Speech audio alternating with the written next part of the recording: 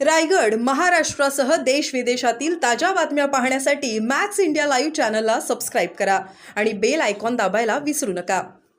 ते जास्ती समस्या ऐरोली विभागातून आल्या आणि त्यात सर्वाधिक समस्या मला वाटतं भोनकोडा गावातनं आणि कोपरकने इकडच्या होत्या।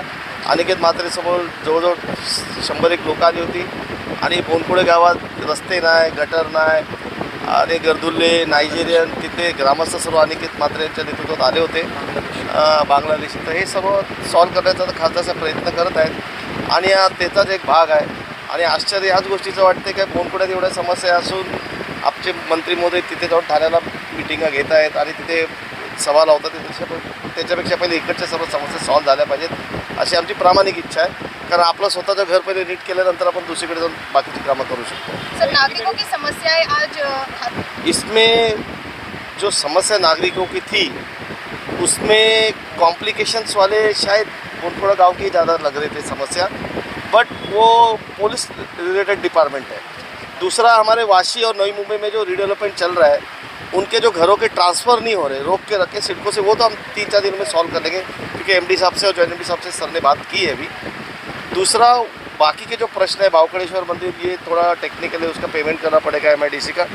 और बहुत से लोग आए थे और मुझे लगता है 550-600 एप्लीकेशन गए अभी तक।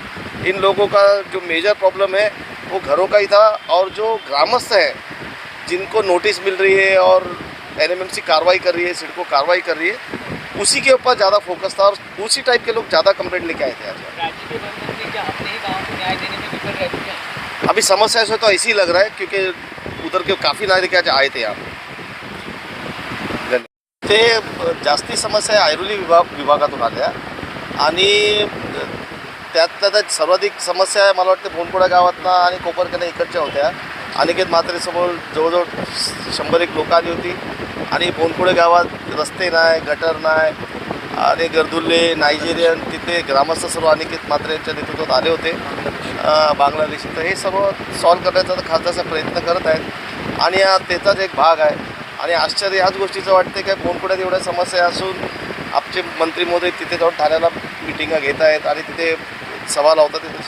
त्याच्यापेक्षा पहिले इकडच्या सर्व समस्या सॉल्व झाल्या पाहिजेत अशी आमची प्रामाणिक इच्छा आहे, कारण आपलं स्वतःचं घर पहिले नीट केल्यानंतर आपण दुसरीकडे जाऊन बाकीची कामं करू शकतो। सर, नागरिकों की समस्याएं